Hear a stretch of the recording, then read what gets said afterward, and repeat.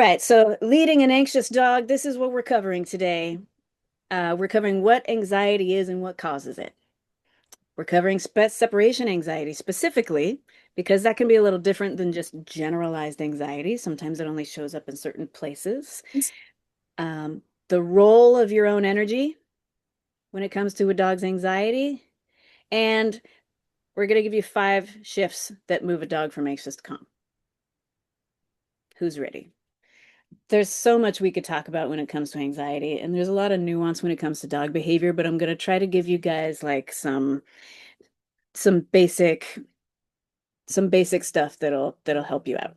And before we get to that, if you don't know me, my name is Joe Stanford, and I am the founder of Trot's Dogs, which was a six-figure dog business.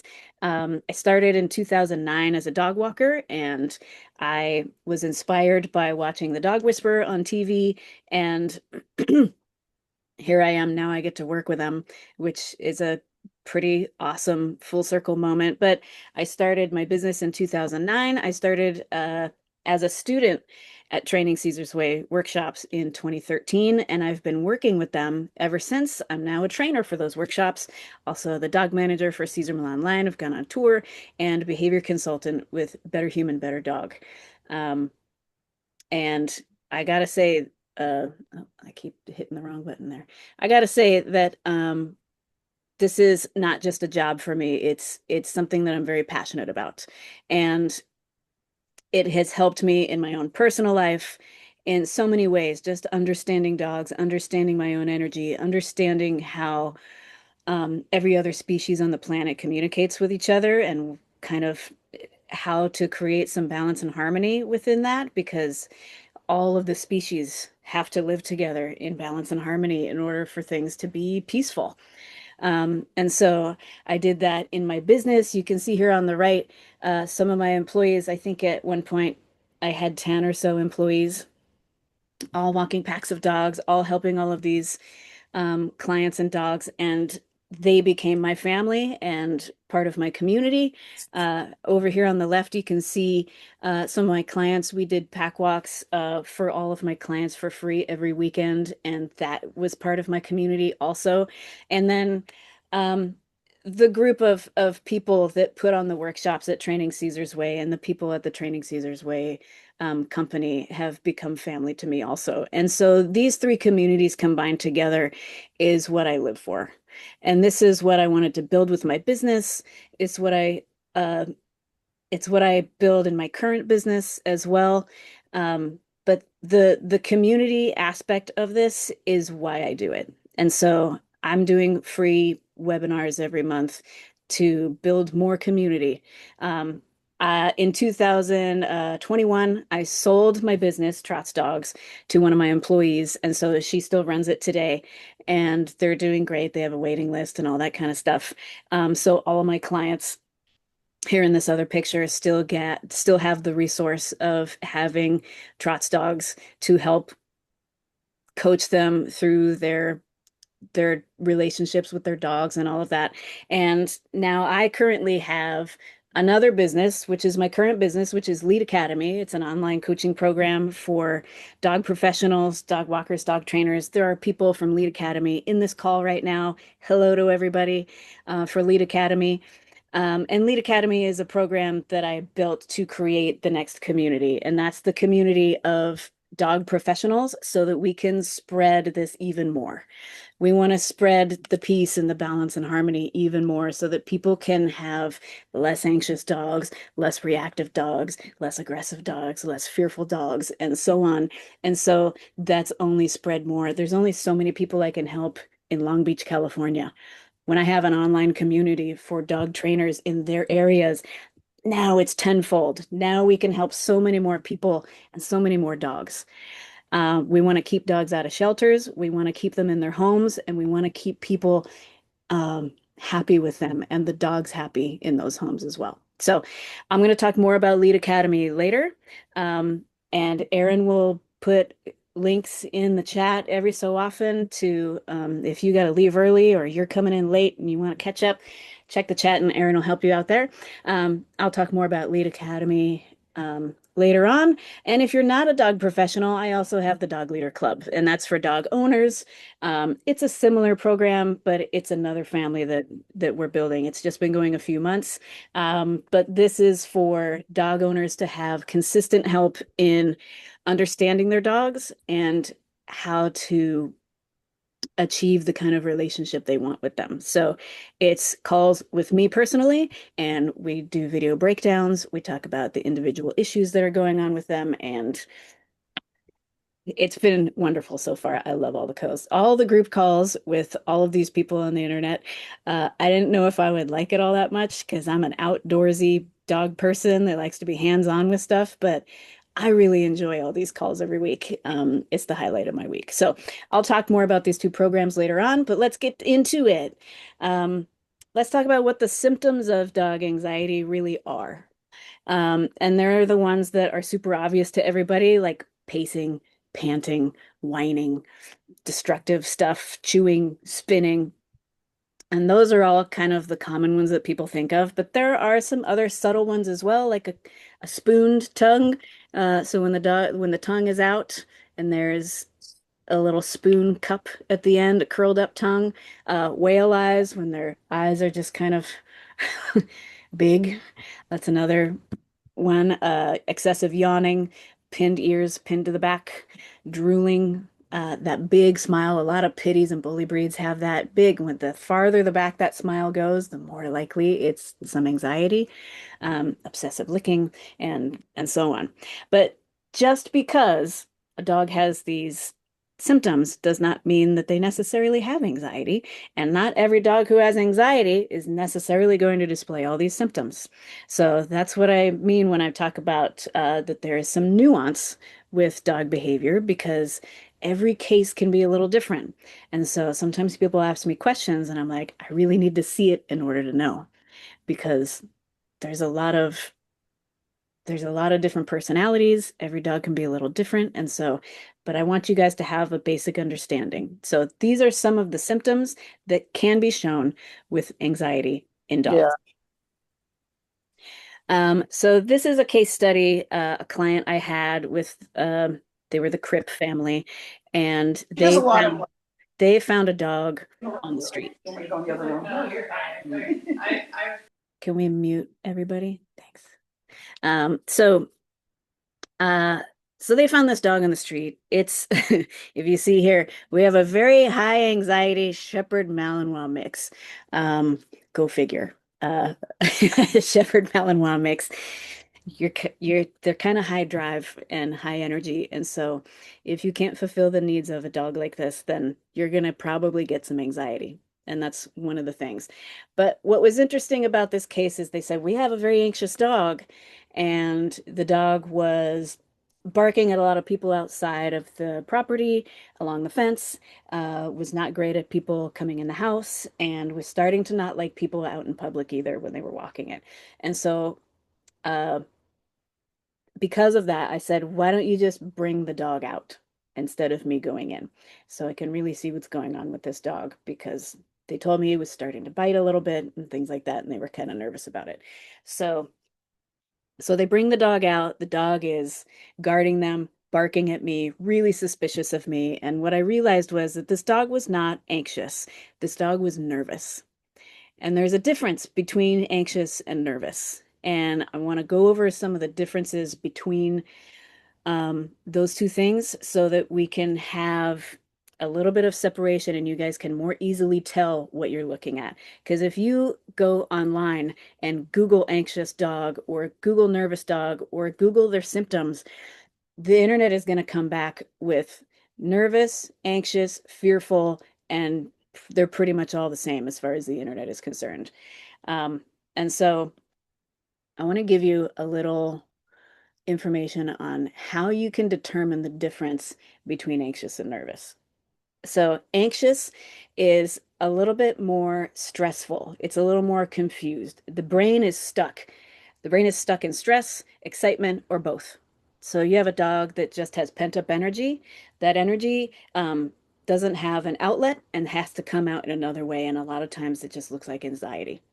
The whining, um, and all that kind of stuff. Like that's just an anxious dog. And so some of the symptoms you can see along with that is that they're going to stay sitting or they're going to pace. There's a lot of panting that goes along with it. And it's confusion. In the brain, it's confusion. And the difference between that and nervous has more fear to it. And so, whereas anxious, you're going to see more pacing, nervous, you're going to see flight. They're going to move away. And that's the fear part. The fear part is going to make them move away from anything that's uncomfortable or there's too much pressure. And anxious is a little more confusion and they stay stuck in that. And so a nervous dog, you'll see them make a lot of more quick movements. Their eyes are going to be all over the place. And nervous dogs are more prone to bite you. So it is important to really understand what you're seeing so that you can make the right moves. And if you make the wrong moves with a nervous dog, you could get bit. I mean, to be honest, you can get bit with an anxious dog too, but nervous dogs are more likely to bite. Just so I normally in our group calls I pause for a moment to see if there's any questions, but this is a webinar. We're going to save the questions for later. So we're going to move to the next slide. We're going to read some dogs. So I'm gonna unshare my screen because I'm not super tech savvy and I did not know how to put how to put videos and stuff in the presentation. So I made an album and we're gonna go to it right now. Thanks for hanging in with me. Okay, so this is a video of a client I had years ago. His name was Biggie, and I did a board and train with him. He was dog aggressive, but he had such a high amount of anxiety. And that, that was kind of triggering some of that aggression that he had. And this is a video I made back when I had him for that board and train. And so we're going, oh, hold on, I might need to put on the sound. I'm going to share computer sound. Sorry, guys. Hang on. Okay. So watch this, and I'm going to give you some little tidbits along with it. All right. Hey, pigs. Hey, pigs.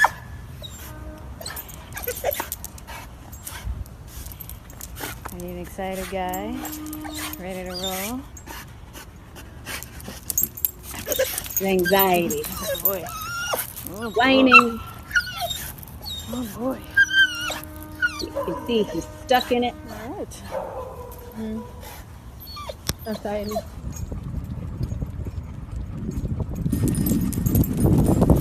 You can see the curled up tongue. The end of the tongue curled up. Yeah, buddy. This is where he's getting a little better. We add some structure. Teach him how to calm down. Possible 2 days. And now I'm nurturing the calmness. Now that I've fulfilled all his needs, I've provided a physical exercise, a mental exercise, and we get a calmer brain. So with more fulfillment, you can achieve a calmer dog.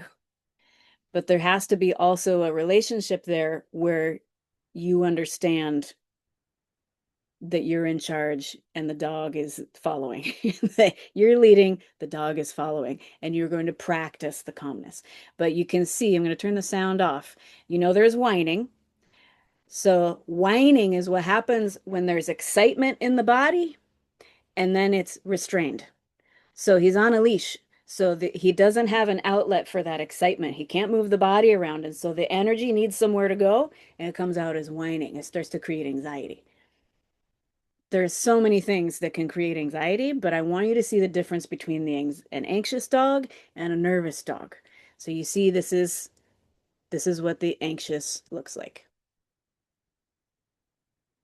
Now I want to show you a nervous dog. There's no sound on this one because I stole it from YouTube.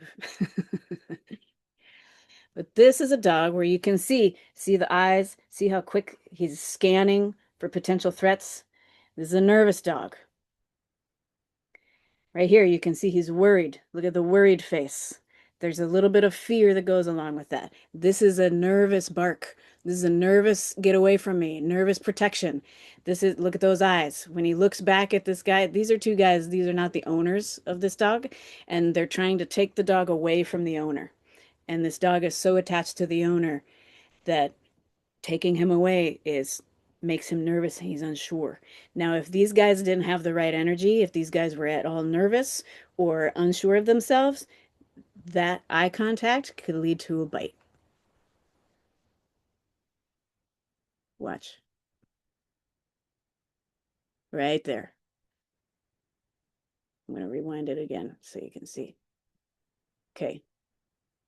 Quick eyes, scanning, fast. Everything's fast, quick. I'm unsure about everything. I'm nervous. Here, he's in a kennel, but he's unsure. He's got a worried face. And now this is nervous. I'm nervous about you. Look at the whale eyes. Oh, I'm nervous. And that was a really firm bark, too. Ah. And you can see when they try to pull him away, he's looking at them like, what the fuck, right there. Yeah. And so if you try to pull a nervous dog away from the owner, especially if they're really attached, you can get bitten. They can start to freak out. And that's what happened with that Malinois mix. I said, let me take this dog away and see how he feels without you. And that dog bit me. He didn't get away with it. I mean, I didn't give up. We worked that dog out. But that's the difference. You guys see the difference between anxious and nervous. Anxious is more excitement or confusion. Nervous is more excitement with fear. So that's the difference between the two. So I want to show you some pictures. Pick out the nervous or the anxious dog here. You can put it in the chat. I don't, let me get the chat up. Let me get the chat up real quick. Okay. Anybody see which one sorry, now I'm saying all the wrong words. The anxious dog. Which one is the anxious dog? Yeah, it's this one on the right here. And the signs are, look at these eyes. It's kind of like they're they're open but kind of blank. And this is a mild case of anxiety. This is mild anxious, low level anxious. Tiny bit of curling at the end of the tongue. But this is mild anxiety. Look at the blank look on his face. You can see these guys, mouth open, eyes are softer. Even this guy back here, the Boston, he's got a tiny bit of curl to his tongue, but his eyes are closed and you can feel a different energy. So he does have one of those symptoms. He's got a little bit of a curl in his tongue. And he does have a smidge. There is a smidge of anxiety in there. But this guy, this is the big one. Yeah. Okay, let's look at another one. Here's Biggie again. And some other dogs. Which one do you think is the anxious one?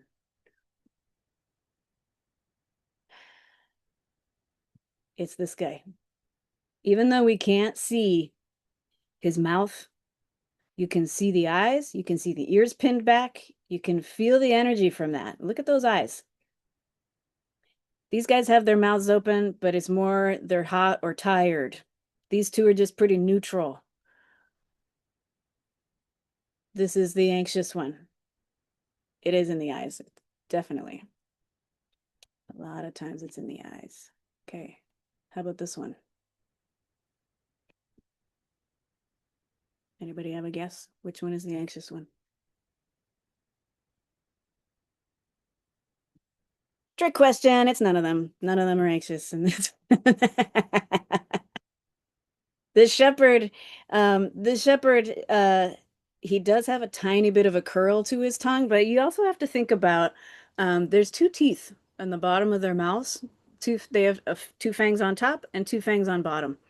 And if their tongue is hanging out, it's hanging over those two fangs and it can create a shape sometimes. And his mouth is big, but these mouths are open. They just did a walk. His eyes are soft, his ears are soft, His posture is soft. The energy behind the body language is softer.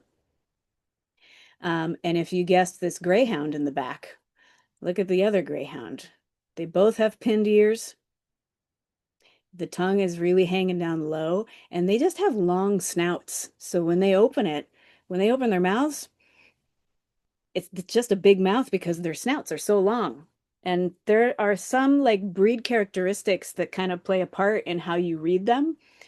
And that's one thing about greyhounds is that this is kind of a normal look for them. Greyhounds are, I've found to be just kind of like weird and awkward in general.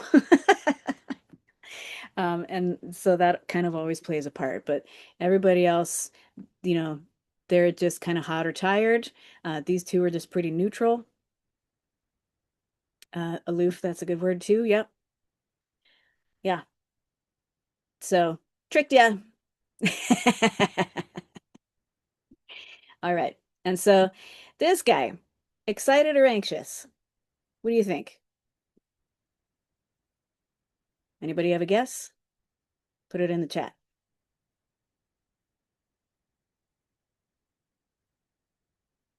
Yeah, this one is excited. There's an energy to it. Um, the eyes are big, but they're just kind of wide and present. The eyes are wide and present. This is a dog who's making eye contact with someone. Um, the mouth is open, but not too wide and not too smiley. The body is loose and relaxed. The ears are loose and relaxed. This is a dog who's just excited and going, hey, this kind of a Muppet smile, right? Kind of a Muppet smile. This is an excited dog. Okay, last one. This is my dog, Jax. Do you think he's excited or anxious? This one's a little tricky. Okay, so let's look at the body language on this one. So Lee's definitely got a big curled tongue. But look at his eyes. His eyes are pretty soft, right? So there's kind of conflicting body language here. So what this is this is my dog. I know him really well. This is low level anxiety. And also, once you get to know a dog, you start to get to know what their baseline is. And Jax has a tongue like that, like not all the time, but in certain situations, like if he's running alongside the bike or if he's in the pool, things like that. So some things he's just a little unsure about, and it's just a little bit of anxiety. And he's loose, his eyes are soft, are his ears are back, which is a little bit of that same anxiety. But he loved being in the pool at the same time. He would go for a ball. He was just unsure about it in the beginning. And that's another it's another thing about reading body language is that just like if you talk about like people who are like human lie detectors, they, you know, they say that they're debunking all of these things. Like if somebody doesn't look you in the eye when they give you an answer, they're probably lying. Or if they look you too hard in the eyes, too much eye contact can mean they're lying.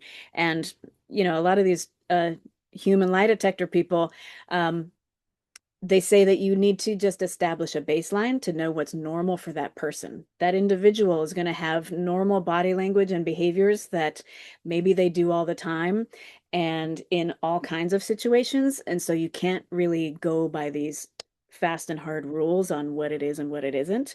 And that's the same with dogs. So if you have a dog that you see one time, you might think something about the body language. But if you get to know that dog, you might start changing your mind because you go, oh, well, it's also doing that behavior here, and it's also doing it here, and it's also doing it here. So maybe it doesn't actually apply to what I thought it was. And so that's why I always stress that we need to feel the energy and read the energy behind the body language because one little piece of body language can mean a multitude of things. Like if you were at a coffee shop and someone across the room was making eye contact with you, it could mean a lot of different things. It could be they're interested in you. It could be they're mad at you. It could be the evil eye. It could be a invitation eyes. I mean, there's a lot of different things. It could be friendly, it could be not friendly. There's a lot of different ways to have eye contact. And so there's a lot of different ways to read dog body language as well. And it comes from the inside. You got to really feel what the energy is behind the body language so you can put all those little puzzle pieces together. Right? Makes sense, doesn't it? Okay, so now I got to get my slideshow back up. But now I see all your faces. Hey, everybody. All right, give me a sec while I pull up the presentation again, and we'll start moving forward. All right.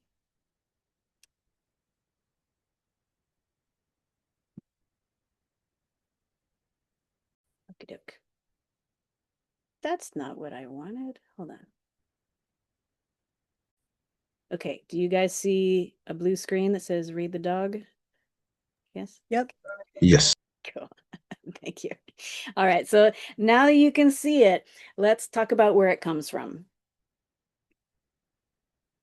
Um, Anxiety can be a lot of different things layered together.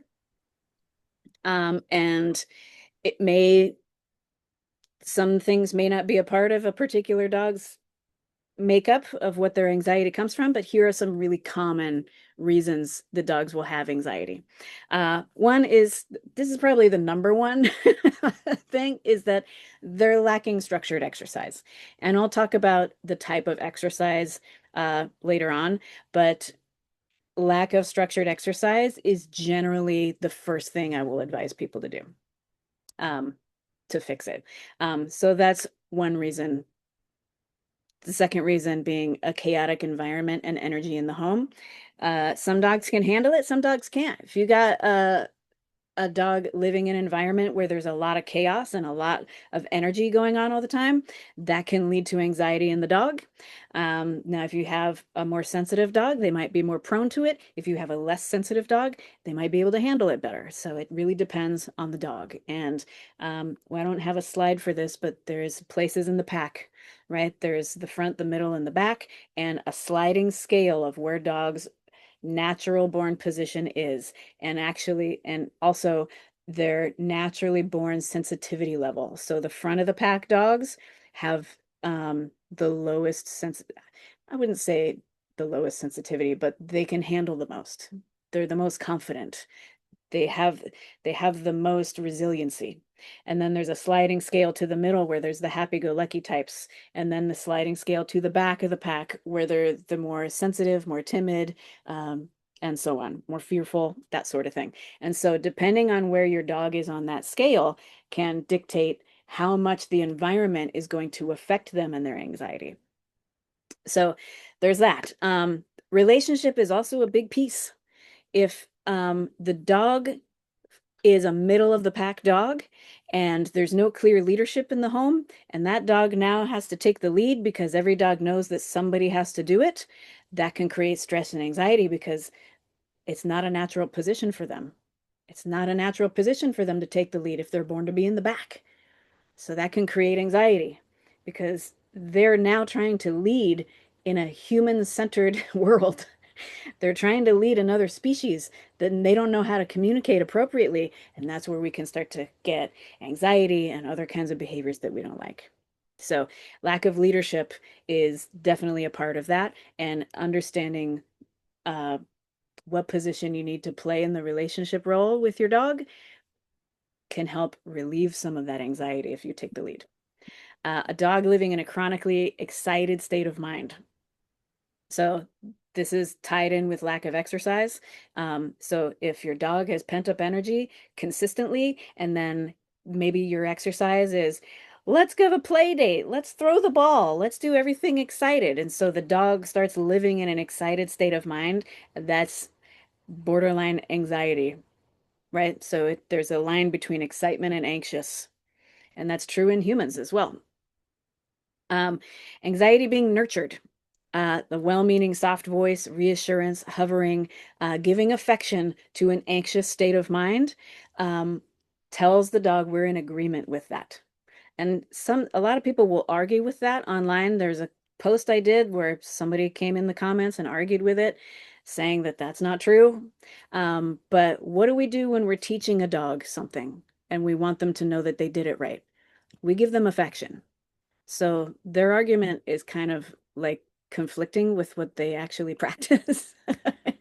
So when you give a dog affection, and affection can be anything that that dog likes or enjoys, you are nurturing the state of mind they're in that moment.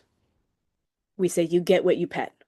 So if you're petting anxiety, you're going to get more anxiety. So just be mindful of what you're giving affection to. Lack of exposure. So if your dog never leaves the property and then you just throw them in the car and take them somewhere, yeah, they could get anxious because they've never done that before and it's a strange experience for them. And if you didn't help them, if you didn't take the time to help them process each step of that process, then, it could create anxiety. Also, depending on the temperament of the dog. And then there's also medical causes. There's a lot of different medical reasons why a dog might have anxiety, similarly to people. Like there's medical reasons why people have anxiety as well.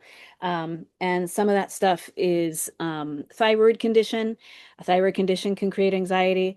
A gut imbalance, like the gut microbiome, is been more and more named as a symptom or as a cause, contributing cause in so many different things in humans and dogs. So a gut imbalance can be a contributing factor to anxiety. And, there's neurological stuff and all kinds of other things. And if you want to learn more about potential nutrition uh, pieces that can play a part in your dog's behavior, and how they feel, whether it be anxiety or anything else, I highly recommend you go to feedreal.com, the Feed Real movement on Instagram, and the Feed Real Institute is all based on nutrition. There's a gal named Kay Stewart who is a veterinarian with decades of experience, and she is a certified canine nutritionist. And we've had her as a guest speaker in Lead Academy a few times now, or a couple times now, and we're just blown away every time she comes in because she has so much amazing information. She can tell you um, what vitamins and minerals are deficient and creating or contributing to certain behaviors. Um, and it makes me think back on a couple cases I had, 10 or more years ago, where I had a white German Shepherd that was so anxious and nervous. He was literally both, and he would like switch back and forth. Um, it was more nervous than anything because he was scared to even walk out the front door. It would take me a half hour just to get him out to go potty, and he would bite the leash, and he would bite you if you were close enough. I had that dog for 6 weeks and I barely moved the needle on that guy's nervousness.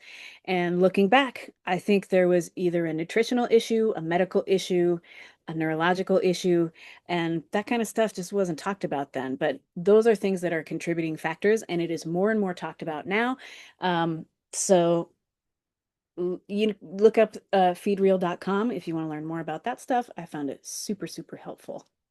And those are some of the things we talk about in Lead Academy and in the Dog Leader Club as well.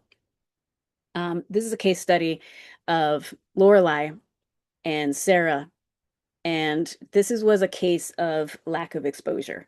And so social anxiety this dog had, and then kind of being aggressive to anybody who was coming in the house, guests in the house.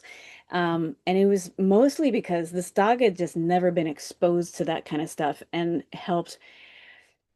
And then when she was, nobody knew how to help her understand how to feel about it. So if you have a dog who's not been exposed to anything, if you don't guide them through the process, then they don't know how to feel about it. And if you have a dog who's already insecure or has pent up energy, they're going to have whatever reaction they're going to have without any guidance. They're just going to come up with their own solution. And so if you help calmly and confidently guide a dog through this new experience with this exposure and tell them what to do instead of what they're doing and how to feel about it, which is how do we tell a dog how to feel? Well, we just are the source. If you want a dog to feel calm, you have to be the source of calm. And so it's a matter of having it come from inside of you. Um, I watched a this might be a little I'm believe me, I'm on topic. But I watched a movie with J-Lo on Netflix the other day. It's a new movie with J-Lo. I forget what it's called. And the British guy, and they're falling in love, but she is a pilot and she's flying the plane. It's a two-seater plane with just the two of them, and they get into a storm. They're flying through a storm, and there's a whole bunch of turbulence, and he gets nervous and he grabs onto the handle. And he's looking at her, and she is calm, confident. She is not losing her shit at all. And he continues to be unsure. And then he asks her, "Are you sure everything's okay?" And she remains calm, confident. And she says, "I've done this a million times. I've been through a million storms. We are fine." And he was still a little unsure, but because she had this unshakable confidence, he, after a moment, realized that she had this under control, and he let go of that handle and he settled down. And that's what I mean by being the influence for your dog. So if your dog is unsure about a new experience because of lack of exposure, whether it be to other dogs or people coming into their home, um, you being the influence, calm, confident, can help that dog through it. So Lorelai ended up just not knowing how to feel about people coming in and not knowing how to feel about other dogs. And so I helped Sarah um, take a leadership position so that she could help Lorelai through that stuff. And that's stuff that we also do in uh, the Dog Leader Club all the time, is help people through those kinds of scenarios. So separation anxiety is a little different than generalized anxiety because it's specific to when you leave. And so there's two ingredients to that. And one is the dog never learned to be alone. And then maybe you're leaving an already anxious or excited brain. And that combination can create anxiety. You can see the results of that in this photo where they're going to tear shit up. They take out that energy in a destructive way. And so it's not normal for dogs to be alone. They're not born to be alone. They're born in a group. They're born in a litter. They're born with brothers and sisters. And, if a dog was left to a natural environment, they stay together as a family. It's not normal for them to be separated from each other. And so when they come live with us, we have to teach them how to do that. And some dogs can take to it really easily, other dogs cannot, and a spectrum in between. So, um, so we have to teach them how to be alone. And again, we have to be that influence of the right energy in order for them to get it. So the things that people do wrong is long goodbyes, soft voices, big hellos when they come back, making a big deal about the hello and goodbye process. Um, the dog is going to reflect. And so if you make the goodbye a big deal, the dog is going to see it as a big deal. Um, if you if you're worried about how your dog's going to feel when you leave, you're leaving with that energy. So when you close the door, so imagine my arm is the door. If I'm like, bye, be good, don't do anything, like you're gonna be fine, right? And then we close the door on that energy. The dog doesn't know what you're saying, but they're like, you're closing the door and you're worried. Should I be worried? And now you've left them in that state. If you leave them in an excited state, you leave them where you're unsure about things when you leave, um, the dog is going to feel that way. You're leaving them with that feeling and they're going to go, fuck, there's something to worry about. And then when you get home, if you create a lot of excitement, then it's a whole thing. You're making the reuniting and leaving a big deal. So best is to just have your dog in a calm state and ignore them being in that calm state, and then just walk out confidently. And then when you come home, walk in confidently. And if the dog gets excited, we just ignore it until the dog calms down. And when the dog is calm, then you say hello because remember, we're nurturing the state of mind we want in that moment, right? You get what you pet. So same thing applies here. You can't lie to a dog, and what your body is saying, what your energy is saying is it's you can't say something different and the dog will believe you. You have to literally feel um, confident about the process where the dog is not going to feel confident about it. So I'm going to pull the chat up because I want to know how you guys feel about all this so far.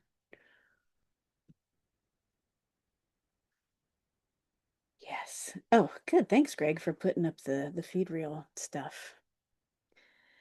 How's everybody feel about the information so far? Gut check. What is your dog feeling because of how you're feeling? Do you feel like you are creating some of the behaviors that are being displayed in your dog? And if so, does that make you feel guilty or anything else? Because um, if it does, then I'm going to show you how to address it so that you don't need to feel that guilt anymore. And also, we're human and this is just part of life. You live, you learn. Love it. Good. Everyone's good. Okay. All right, then. I will shut the chat down again. I feed mass and sneak out when I have and a couple cameras. Okay. How do you teach humans to be neutral? Oh, that's good. I'm going to answer some of these questions later on in the chat. We're going to do a Q&A. We'll get to all the questions. It'll be amazing. Because some of these questions could be answered through the rest of this uh, thing. All right, so this is Lisa. She's a member of Lead Academy, and she had a case for a board and train that had some pretty serious separation anxiety. And we would get on the calls, on our group calls in Lead Academy, and she would tell us about the progress with this dog. And he was a real challenge for her. And she was doing all the right things. She was doing the exercise. She wasn't making a big deal about coming or going. She, like on paper, she did all the right things.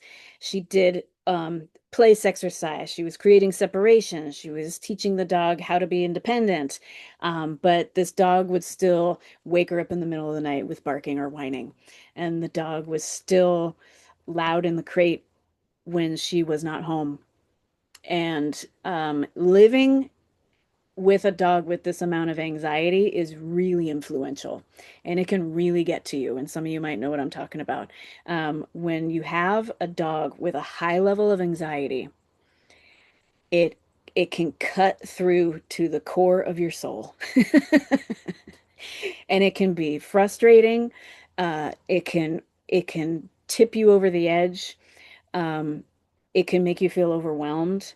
And there's an energy exchange, right? With all of us. There's an energy exchange with every being you are near, right? And when you have a dog with this amount of high anxiety, it can really influence you and it can really shake your energy. So it's really important if you have a super high anxiety case, like Lisa did, that you can um, put a bubble around yourself because otherwise you're going to take all of that energy in and you're going to absorb it. And it's going to be so much harder to be able to help that dog to come down. And so she was at the point where she was on a call and she did everything she could do. We went through the list and she did all the right things, but this dog was still not getting it. And she was in tears. And and I said, "You know what? We're at a point where we just have to kind of let go. We have to let go of all your feelings about it. You have to let go of your perfection about it. You have to let go of the confusion and the unsureness about all of these things. Um, because you did everything you can do, and the only thing left is to just, relax your energy and maybe not care about it so much. Because it's clearly like fucking with you and you're not happy about it. So like, let's just take a break for a day. Take a break for a day where you don't care about the dog. And the next call we had, she says, "Oh my God, we finally got a full night's sleep. And he slept through the night without waking me up whining and barking. And he calmed down in the crate and blah, blah, blah." And so her letting that all go was the final puzzle piece in that dog's board and train. She was able to let it go, and her energy was the influence that kept that dog in that little still remaining state of anxiety that the dog had.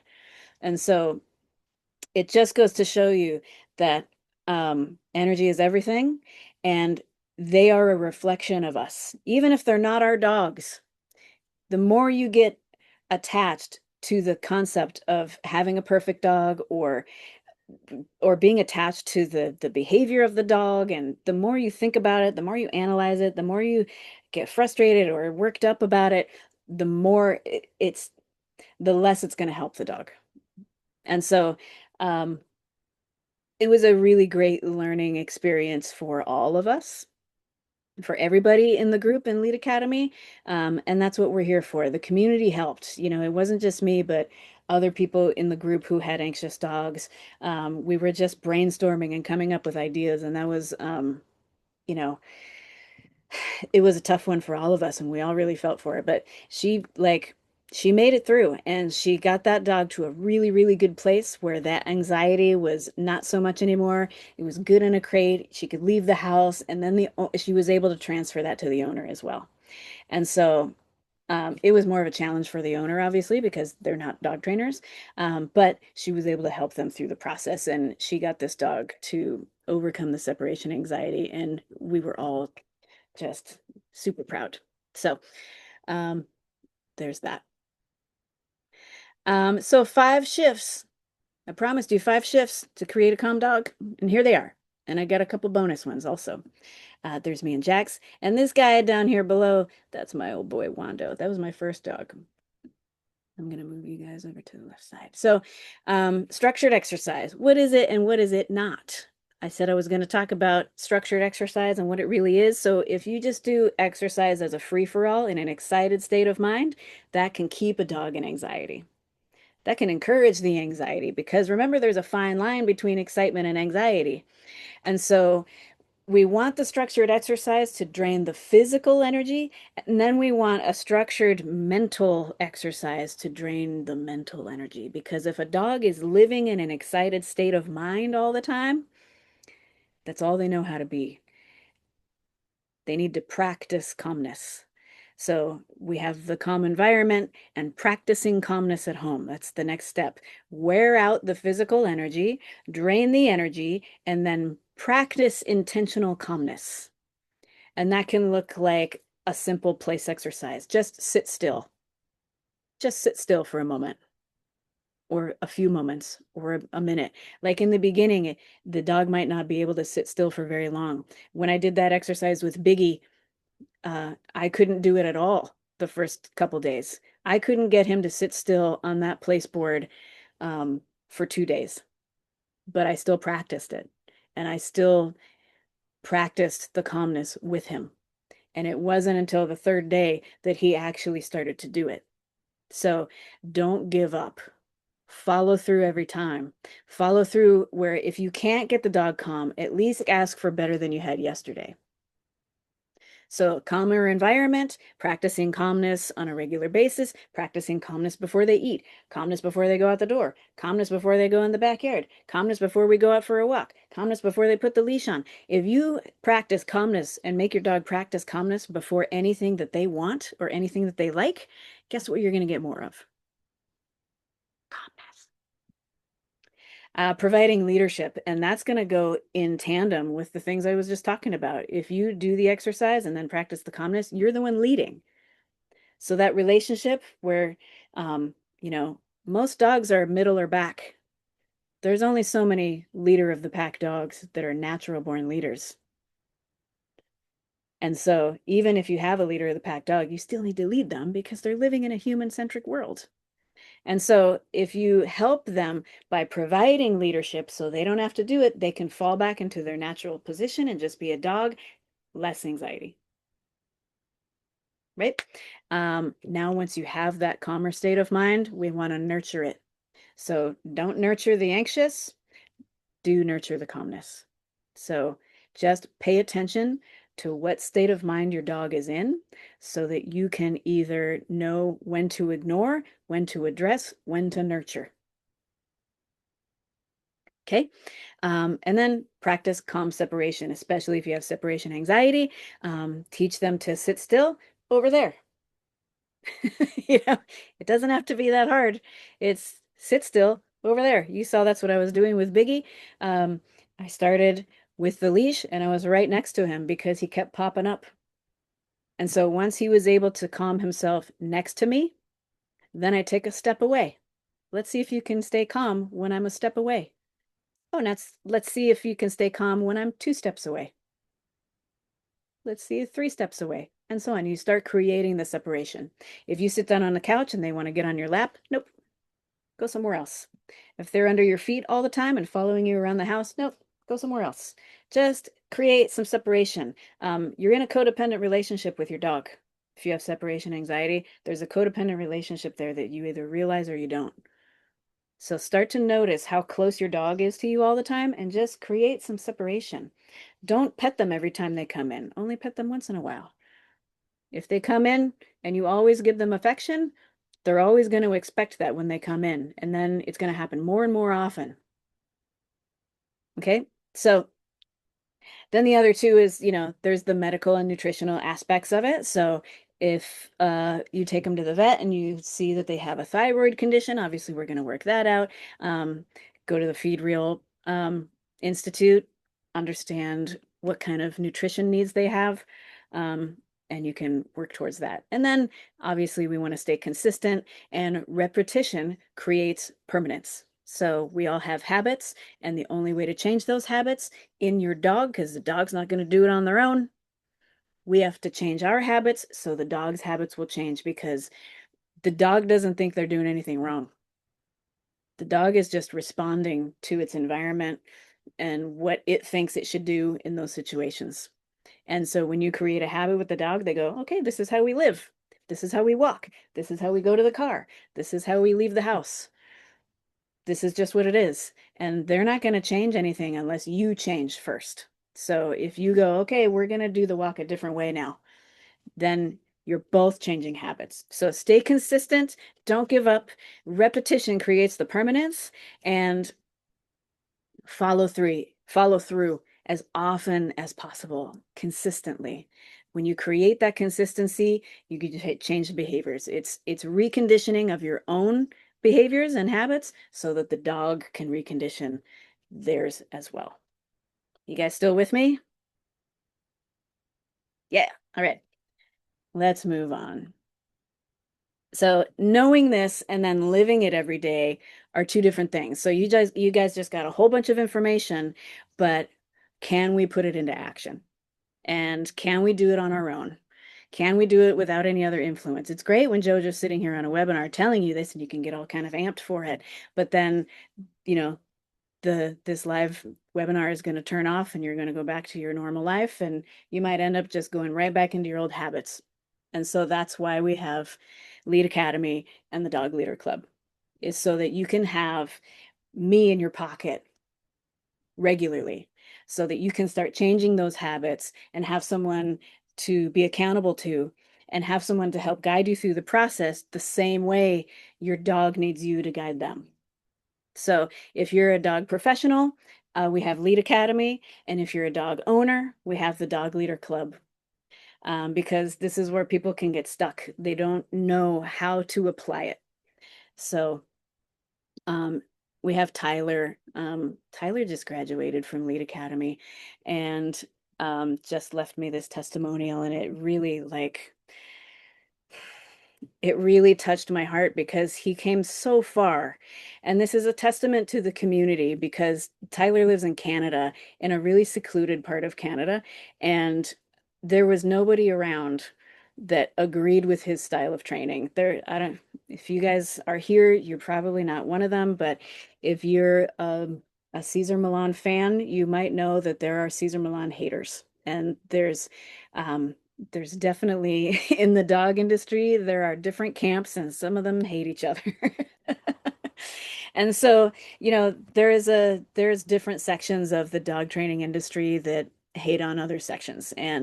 Um, and Tyler felt really alone in his area. And so having the community really helped him to feel more confident in himself and what he was doing. Um, and he felt supported. And sometimes that's all you need. And so the community, this is my favorite part. I mean, I love everybody that's in the program and I hate it when they leave. They can stay in at an alumni rate, which is great. I have some people that have been in since it started over 2 years ago. But the community aspect of it is really one of the most amazing parts of this program. So, um, if you feel like you don't have a community or a support system your for your professional business, because a lot of dog trainers and dog professionals are on their own, they're solopreneurs, and um, it can be kind of it can be a lonely gig. So that's another reason why I have Lead Academy. When I started, um, there was nobody around here that agreed with my way of working with dogs. Um, and so I felt pretty alone. And I found the Training Caesar's Way group, and I was like, oh, these are my people. And that's why I'm still with them. And so I wanted to create that for other people who maybe can't go to Training Caesar's Way or whatever. But this is just a consistent way to have support and also guidance. So I'm so proud of Tyler. He just had a baby and they bought their first home. It's like crazy awesome. And this is the framework that we have in Lead Academy. So it's having the right structure to have the right amount of services for a sustainable business. We talk about everything business, all aspects of it, and then mastering dog behavior because that is the fundamental piece. You don't have a business, you can't teach people if you don't know your shit about dogs. And so we have a whole call every week, 2 hours long, dedicated to understanding dog behavior. We do video breakdowns and the whole deal. And then the third pillar is teaching people, because if we don't teach the people, the dog behavior doesn't stick. And, you know, you have to kind of have a vocabulary of phrases and understanding of ways to communicate to your clients how to fix their dogs. To, I mean, just fix a dog is an easy way to say it, and a short way to say it. I know there's no fixes, but we need people to understand their dogs in order to help them change the behavior and have the relationship that makes that balance and harmony in their house. So those are the three pillars of Lead Academy. And these are some of the details about the business pillar. We have every single piece of the business aspect in mind. I have a really clear business model in our course content that can help you strategize on how you want to put your business together, or if you've already been in business, how you can modify it or make it more efficient. So if you don't have a clear structure to bring your clients in and through to help them through the process to get a better dog, the same way we do with training dogs. So we have a structure for how to get a good dog, and we have a structure for how to have a good business because we need to be able to teach people. So that's the business stage, the business pillar. We also have understanding dog behavior. So this is not an obedience program. This is not a sport program. This is not a therapy dog program. This is understanding how dogs understand the world, how they communicate with each other. This is the psychology of dogs so that we can communicate with them with the universal language, energy and body language.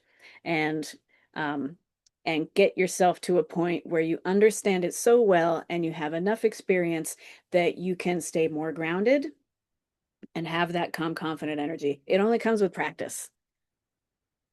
So the more you put into it, the more you get out. And then teaching the humans, you know, um, I found a lot of trainers. just like to blurt out everything they know about dogs in their first session, and it just totally overwhelms the client. So, having a really clear, simple approach to introducing the clients and the people into how to get a better dog and have a better relationship with their dog is like important. Otherwise, we just lose them. And we want these people to stay with our business for life.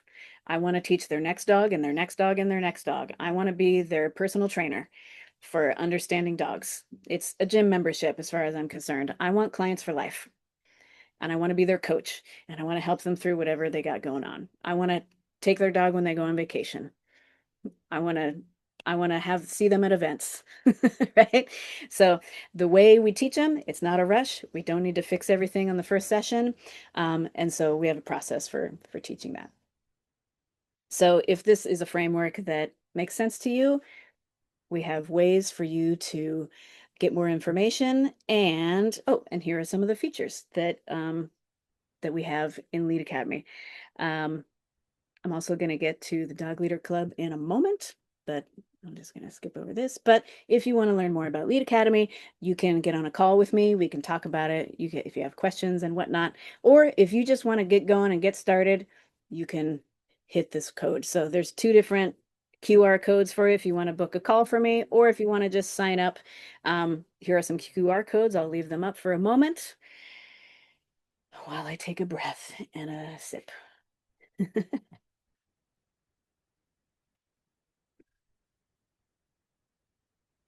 All right, you know what? I'm going to put the chat up too. Okay. Okay, and I will get to some of these questions in just a moment. Thank you, Tracy. Okay. So in the Dog Leader Club, if you're a dog owner, you're not a dog trainer, or if you work at a rescue and things like that, like you're working with dogs, but you don't have a business, the Dog Leader Club is a great option for you. It's just a no contract monthly membership, and we do a call once a week, and they're recorded so you can watch them. We have a Slack community, and this is a way, it's like having a gym membership, and you get to go once a week, and somebody tells you how to do things, and we get updates on your progress, and we keep moving forward. We got some dog leader club members in here also. So if you guys want to chime in with anything you like about it, be my guest. Dog Leader Club is fun. And so here's a QR code for each one at the Dog Leader Club or Lead Academy. And now let's open her up for questions. If you guys have any questions, I'm gonna start with the chat. Yeah, Jojo, I can share one with you. Great. Thank you. Jenny LaBelle was asking, what would be a good fit for someone who volunteers for a rescue and does Mhm. training with dogs with behaviors to help them rehab and be more adoptable? Lead Academy or the Dog Owner Club? I think you could start with Dog Owner Club because it's all about behavior and nothing else. It's just behavior, behavior, behavior. It's once a week, it's affordable. And if you're not creating a business, then you pretty much just need the dog stuff.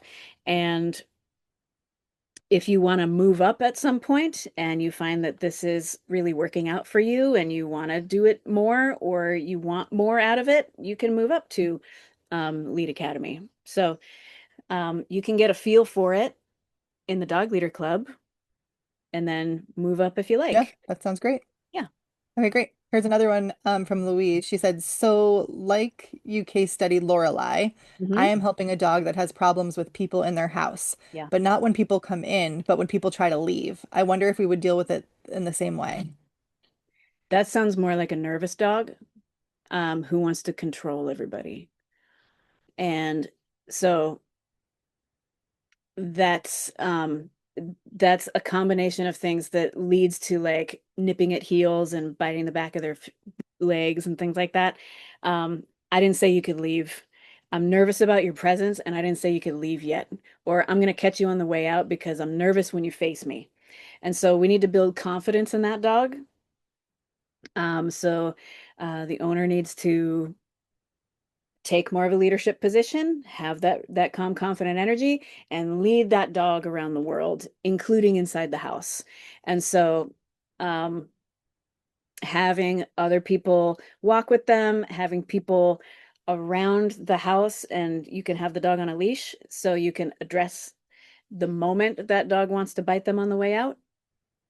But those are things I would recommend. One, exercise, like more of a leadership position. So just kind of taking the lead in everyday situations, more exercise and a proper walk where the dog is mentally following and helping to build confidence. So if there's anything that that dog moves away from, is scared of, is nervous about, um, for example, some dogs are scared of flags in people's yard. Some dogs are scared of statues, things like that. Like if they are um, scared of like hopping up on rocks or getting on tables or anything like that, like those are good confidence building exercises. The more you can help them through something that scares them or makes them move away, and you help them through that challenge, they're building confidence, and that confidence is related to you. And so the more you can do that, the better. And the more you drain energy, the better. And the more you practice calmness, the better. And then you have the dog on a leash so that when people come in the home, you can control the behavior a little bit and teach them, here's what I would rather you do instead of this other behavior. So don't do that, do this instead. And if you put a leash on, then you have access to address that. Great. Thank you. Thank you. I have two more here, one from Leslie, and then I'll go to Lance. Leslie Mhm. asked, how do you teach the humans to be neutral, especially if they're dealing with their anxious dog? It's tough. Yeah. It's tough. It definitely, I'm not going to say it's easy because it's not. And it took me a long time to work on my energy in certain things, but it helps with practice. It helps with maybe practicing in other areas that aren't related to the dog. We just had a dog leader club call before this, and we talked about this same thing actually, Hmm. where you just have to find areas where there's a couple different things. You can find areas where you're already practicing the energy you want to be, whether it's at work or at your maybe you're in a class or you have a hobby or whatever it is. And if you can practice that energy in that area, try to channel it to your dog. Try to channel it to these exercises with your dog. Um, or and if there's an area where I feel I need improvement energy wise, I chase it. I don't avoid it. I chase it. I've always been a pretty calm person, but I was less assertive. And so I have been putting myself in situations where I need to be assertive more and more over the years. And the more I practice it, sure, I fail quite a bit, but every time I go back, I just keep going back to it. Um, so it's rough. Oh, we also talked about I have I have a thing. I had a post about this from my workshop, but a lot of people have foods that they don't like. And so if let's say you need to practice a serious boundary energy where you're correcting a behavior, you're saying no, and you need to have the right energy behind it in order for the dog to believe it, because you can't lie to a dog. And a lot of people have foods that they don't like. And so if they're at a restaurant, they order something and the waiter says, would you like, let's say the food is tomatoes, and the waiter says, would you like tomatoes on that? You'd be like, no, I don't want tomatoes on that. And you'd be very sure about it because you don't like that food. And so if you transfer that to the behavior, it's that same fuck no energy, but now it's um, related to, let's say, the dog begging at the table. And so if the dog comes up and starts begging at the table, tomato, we just bring tomato into that situation where I know that's a fuck no, and we're going to go somewhere else. So it's creating associations is what can be helpful for people. And so it's just a finding a way, where is that energy that I want, and how can I transfer it from this part of my life over to my dog. Mm, And interesting. it's just going to take practice. You just try Mhm. a lot of things and keep practicing it. Suzanne's laughing at me. Um, it can be tough, but those are some tactics that we talk about in Lead Academy and in Dog Leader Club, um, and we just brainstorm. And then it's Yeah. just a matter of we have to keep trying. Yeah. Great. Yeah. Do we have time for more questions? Yeah. Okay, great. Lance said, is there a downside to having multiple dog beds throughout the home? Manos, which I imagine is his dog, Mhm. will switch to another bed in the middle of the night. This behavior Mhm. just started a couple months ago. I don't have an issue with it, but does it cause issues? I think if you don't have any other issues, I don't think it's a big deal. Cool. Easy enough. Okay, Suzanne asks, concerning stalking indoors, is Mhm. it important to give the dog an alternative place to be, or is it enough to say, go somewhere else, like you said here? Mm.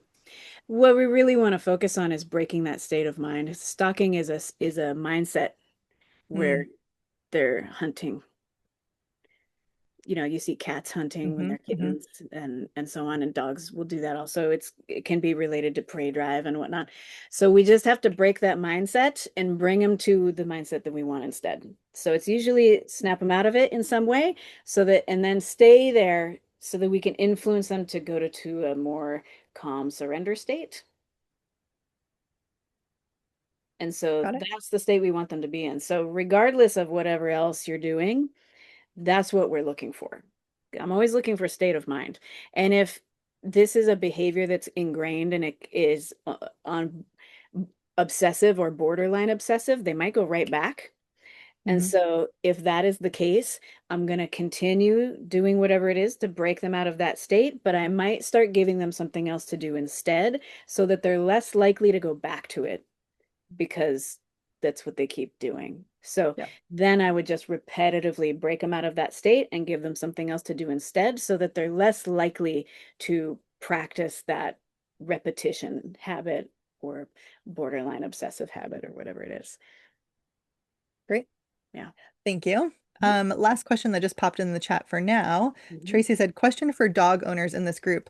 What would be the best approach for a trainer could suggest to not offend when discussing energy and questionable concerns with the owners in the home? Journaling, self-care, etc. Mhm. That's a great question, Tracy. When it comes to um, like a dog owner, and we need to, and their energy needs to change in order for their dog to be successful. We can't just say be calm, like it just doesn't work.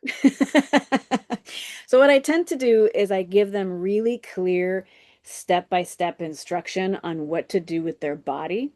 So if, for example, it's walking the dog and the dog is, pulling or reactive or whatever it is, um, I will give them physical things to do. So, including like, look at me, because a lot of times people are looking at the dog and they're thinking about the dog too much, and their habit is to pull on the leash and so on. So I'll say, look at me. Now, drop your shoulders back, take a nice deep breath. I want you to hold the leash this way, drop it to your arm to your side. I want you to look at that tree and walk towards the tree. And so, first, I will show them how to do it, and they'll see because usually I can get a dog to walk nicely right away. Um, and if I can't, then we got to do other things. But I will show the owner what's possible by showing the change in the dog. And then I just give them really specific step-by-step instruction on what to do with their body. Because chances are their body is doing the wrong shit because their energy is reflecting the wrong thing. And so their body is going to reflect their energy. So it's the mind body connection. You guys have heard of like power poses. You may do a Superman pose with your hands on your hips. You feel more confident. You slouch in your chair, you're going to feel less confident. It's like kind of proven stuff. And so we can do that to help them to feel more confident. So first they see it's possible because I just showed them. So they know their dog can do it. Then I give them really specific instructions on what to do with their body so they can recreate that. I've also maybe worked their dog into a place where their dog is now like doing it for them. But the mind body connection is where I start. So I give them very specific physical instructions. And then the energy and the mindset usually catches up. And then I tell them to take a mental picture. I want you to remember how you feel right now. Also, I give them a tool that they can use to control the dog. Having the right tool is really important. So if I can walk their dog on a slip lead, but they can't, once I leave, that tool is useless.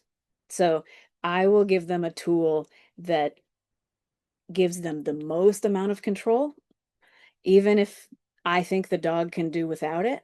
So I give them the most amount of control with the tool. I give them the physical things to do, and I give them very simple instructions so that they can be successful without too much effort. I give them one thing, maybe two, depending on the client, but I give them one thing and I give them very simple instructions on it so that they can build confidence through that success with that one thing. Was that the question? Did I answer it right? I think so. If there's any Okay. follow-up questions, let us Okay. know. Good, But because that takes care of all of the questions I'm seeing in the chat right now. okay. Yes, Leslie, it is so much easier to teach little kids because they're in the moment and they just follow. You're welcome, Tracy. Good to see you here, by the way. Okay, I'm gonna turn off sharing because I want to see all your faces. Thank you so much, everybody, for coming. Um, I see your kisses, Leslie. I see your kisses. Oh, there's some faces in here I haven't seen in a little while. Oh, good stuff. Yep. Oh, we just got Uh, another question in the chat. okay. How do you eliminate sudden pulling? One moment he's okay, and then the next he's not. So it's like lunging. So Mm. sudden pulling would be like lunging. Maybe they see a cat or a squirrel or something like that all of a sudden. So you could shorten the leash so that they don't have as much room to lunge. Uh, you could use a tool like a head halter, like a figure eight with a slip lead or a gentle leader, a halty.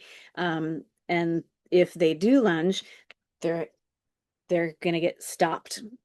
Another thing you can do is just plant yourself and create a bounce at the end of the leash. So there's a few options there for you. One, plant yourself, bounce them back.